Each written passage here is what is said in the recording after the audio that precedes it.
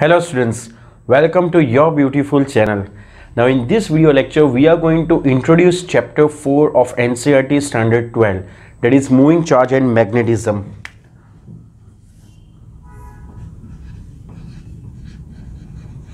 Moving charges, in fact.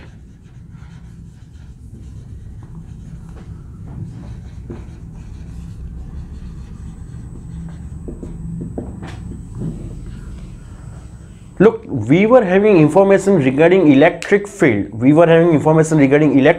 And magnetic field for more than 2000 years. Right? We were knowing about electric field, about magnetism for since 2000 years, right? But both these branches developed separately. There was no connection between these two branches. Until 200 years ago, a physics teacher in Denmark, that is something around in 19 AD. In our textbook it is given as 1820, but actually it is in 19 AD. A Denmark school teacher, high school teacher you can say, name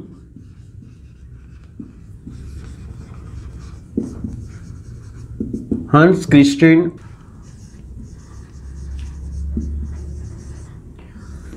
a Denmark school teacher named H.C. Ørsted was demonstrating an experiment to the students, and he found that a current carrying wire produces magnetic field, which we are going to discuss later on, right? So this was a person who found that a current carrying wire produces magnetic field. Later on, the contribution of scientists such as Rowland, then we have Maxwell, then Faraday, right? This all scientists contribute to unify this branch, and we have electromagnetism, right? So these were the scientists who contribute to unify this branch. In fact, there were few more scientists and their contributions were noticeable, like a scientist named Hertz, who got success in producing radio waves, electromagnetic waves in the range of radio waves. Maxwell was the person who said that light is an electromagnetic wave, right? Hertz was the first scientist who produced electromagnetic wave in the lab. Later on, Indian scientist J.C. Bose, who also got success in producing electromagnetic waves of the order of 5 mm to 25 mm in wavelength.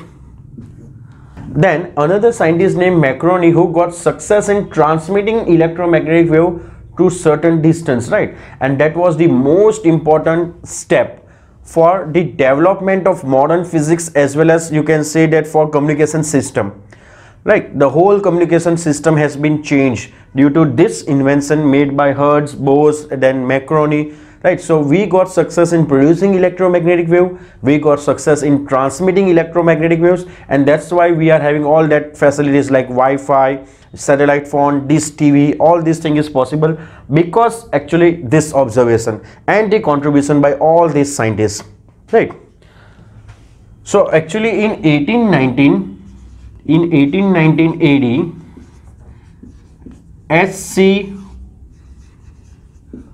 Ørsted, who was born in 1771, was demonstrating an experiment to the students, right? He was from Denmark, as we said that, and he was demonstrating an experiment to the students. While demonstrating this experiment, he found that, let us draw randomly, let us say we have a circuit in which here we have a conductor, and current is passing through this conductor through a switch. Let us say this is a switch, this is battery of voltage V, and when switch is closed, current will pass to the circuit. While demonstrating this experiment, you can say that this was similar to like Ohm's law, you can say, right? When you close the circuit, current will flow to the conductor.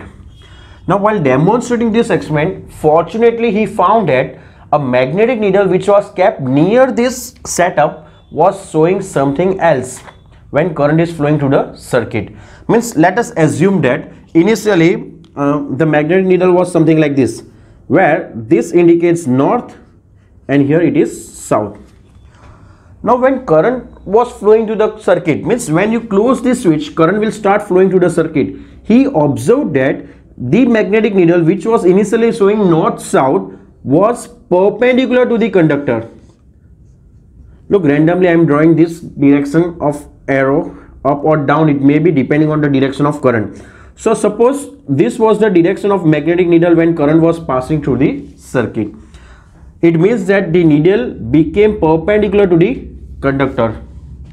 Initially he thought that might be the compass, magnetic compass is not working, so he rechecked that, he stopped this circuit. When current was 0, again the needle was showing initial north south, that is true north south. But when the switch is closed and current was flowing through the circuit, again it became perpendicular to the conductor. It means that this was an important observation which indicates that when current is flowing through the circuit, magnetic field is produced, because magnetic needle will get deflected only when some magnetic field is nearby it, right? Then only magnetic needle will get deflected, otherwise it will always point towards magnetic north and south. But it got deflected, which result or which shows that current is producing magnetic field. Now this observation which he made,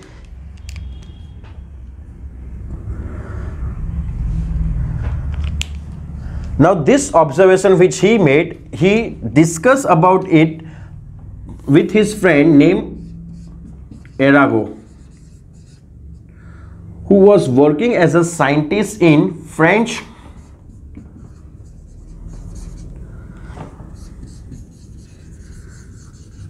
Academy, right? And this law was presented over there, and on 11th September 1820 it was announced that, after verifying, on 11th September 1820 AD it was announced that a current carrying wire produces magnetic field, right? So as soon as it was announced that a current carrying wire produces magnetic field, all these scientists started working on it. In fact, there were two groups of scientists. One group was dealing with the things like, if current is flowing through a coil, then it is producing magnetic field, then what will be the direction of magnetic field, what will be the magnitude of that magnetic field, how it is going to affect, right? All these things. And another group of scientists were engaged in solving the another criteria, that is, if a current carrying wire produces magnetic field, then is it possible that magnetic field can produce current, and all those things, right? So what were the initial observations? Initially, S.T. Oersted noted that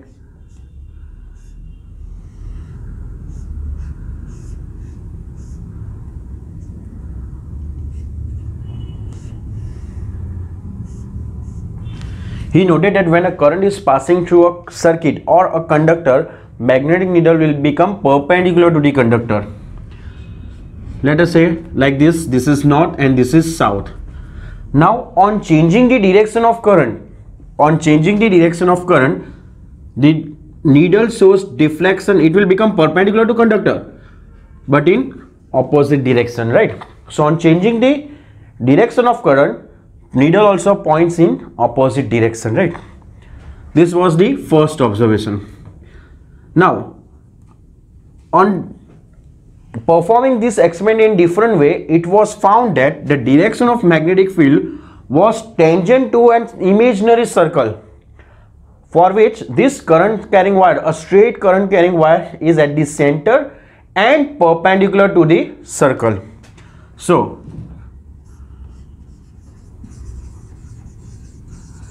the direction of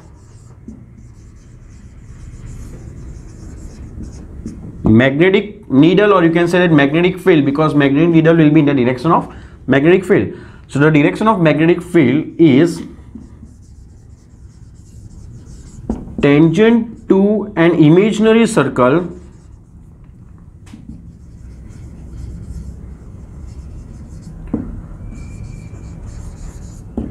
the direction of magnetic field is tangent to an imaginary circle for which a straight wire, a straight current carrying wire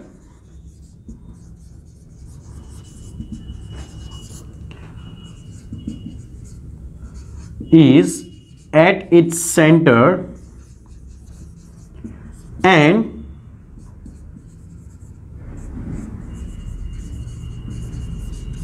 perpendicular to the circle. It means that if we consider this as a current carrying wire, if this is the current carrying wire, then the direction of magnetic field will be tangent to an imaginary circle. If you draw a tangent somewhere over here, then it will be towards you in this direction or in this direction,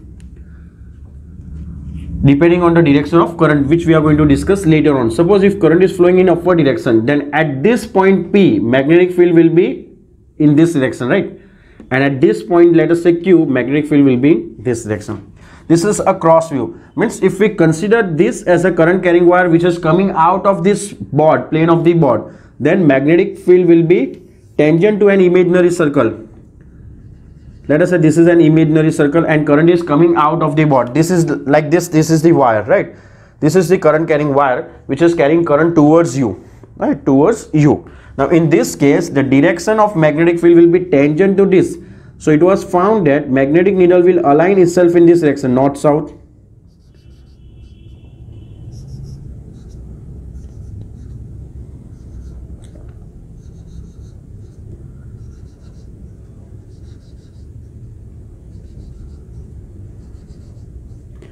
This will be the direction of magnetic field, magnetic needle, in fact, kept at different location. Right, remember in this case current is flowing towards you, but if current is entering inside the plane of the board, in that case, suppose the same wire is here and is carrying current in the direction perpendicular to the plane of the board but entering inside. In that case, the direction shown by magnetic needle will be like this. Magnetic needle will align itself in this direction, which simply means that in the direction opposite to the direction shown above, right?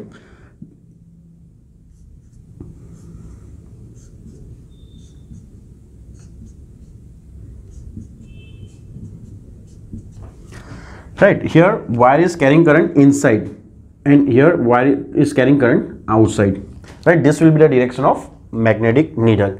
So later on one more experiment was performed in which cardboard is taken and a wire which is carrying current is allowed to pass through it, and let us say this wire is carrying current in upward direction. In that case also it will produce some magnetic field. So if we sprinkle some iron fillings, on this cardboard and we'll keep on dabbing this cardboard, then it was found that those iron fillings will arrange themselves in a particular manner.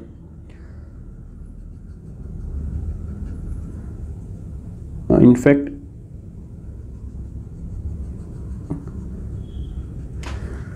actually I have not drawn properly. It should be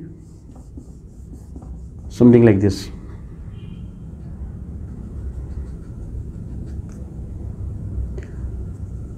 In this circular shape.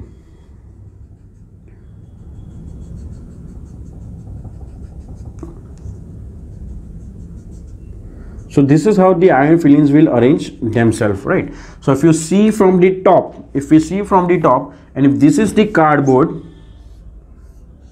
then you will find that all these iron fillings will arrange themselves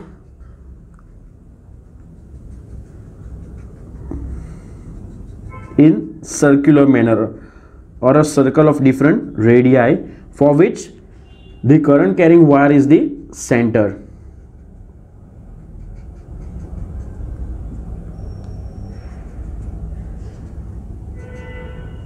At this point indicates the wire which is carrying current towards you or inside the plane of the board, right? So this was the initial observation. Now how to find the direction of magnetic field, that we are going to discuss later on. Meanwhile, copy this if you want to. So basically, for a current carrying wire, for a current carrying straight wire, magnetic field will be circular around it, as we have discussed now, right? So if this is a current carrying wire, magnetic field will be in the circular direction around it, but it is in clockwise or anti-clockwise. So for that we can use right hand thumb rule, right? For that, what you have to do, you have to place your thumb in the direction of current. Let us say for this wire, current carrying wire, current is moving in upward direction. Then you have to place your thumb in the direction of current, that is, it should be pointing in upward direction. Now wrap the finger, the forefinger will bend in a particular direction. So the direction in which your forefinger will bend will be the direction of magnetic field. So here current is moving in upward direction. So if I will move like this, if we will rotate this wire by 90 degree, then current will be towards you. And for that, if I will hold this wire, then my finger will bend in this direction, that is in anti-clockwise direction. It simply means that if current is moving towards you for a straight current carrying wire, then magnetic field will be circular around it, but in anti-clockwise direction. In the same way, if current is moving in downward direction, right, and I will hold this pen or this current carrying wire, then my finger will bend in this direction, right, in this direction. So if current is moving towards me, and if I will hold this wire, then my finger will bend in this direction, that is in clockwise direction. So if we consider this as a plane, right, and wire is perpendicular to this plane and current is moving towards you, if we have,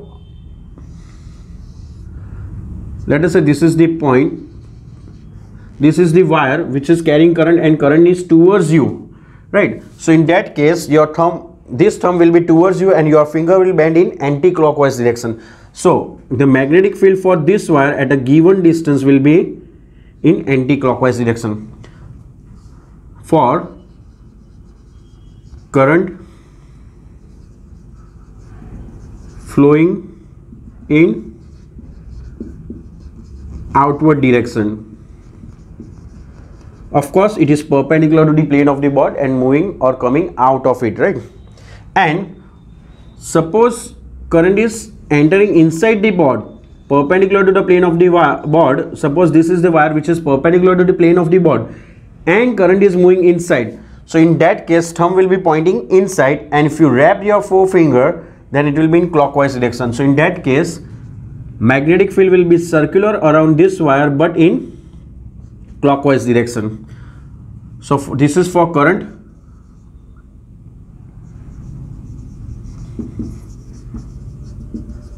flowing inside, let us write inside only. So these are the direction of magnetic field. Magnetic field will be circular of different radii. If you want to find somewhere over here, then also magnetic field will be circular only, but direction will be clockwise. Okay. Now before moving further, let us discuss something which you have already learned in chapter 1 related to electric field and charges and all that, right? So the force acting between two charges can be considered as a two different stages, right? Number one is that suppose we have a charge Q. A charge Q will produce electric field.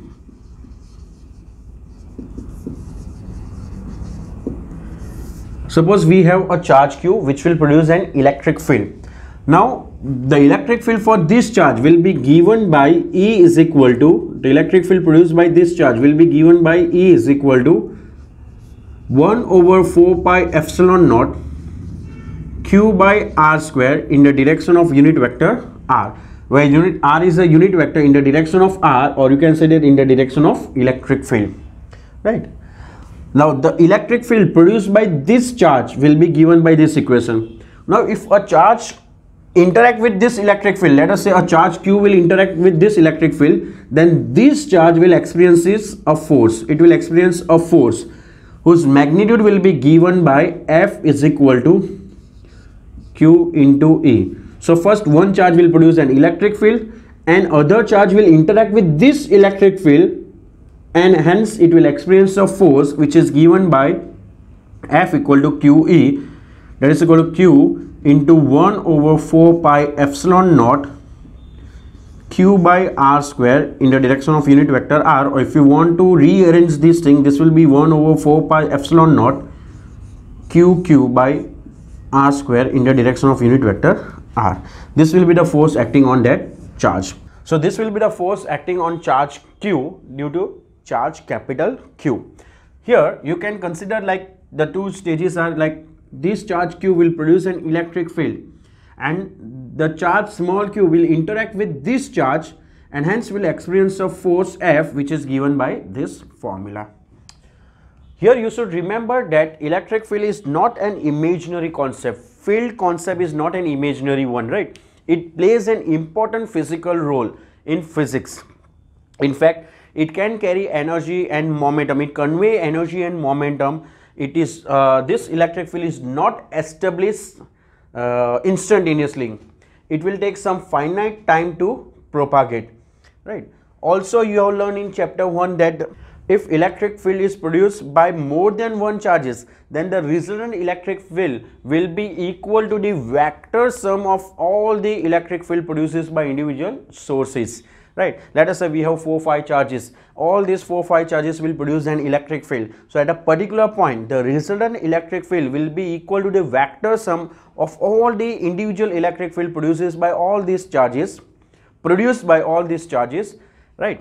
That is actually principle of superposition. So same is the concept of magnetic field. Remember, magnetic field is represented by vector B. It is a vector quantity and it is represented by vector B. Like electric field is represented by vector E, in the same way magnetic field is represented by vector B. So it is a vector quantity, of course. Next thing is that most of the properties of magnetic field is similar to that of electric field. Most of the properties of magnetic field is similar to that of electric field. Like we know that electric field depends on the each point in space. Electric field depends on each point in space. In fact, electric field depends on time. It do vary with time. It depends on time.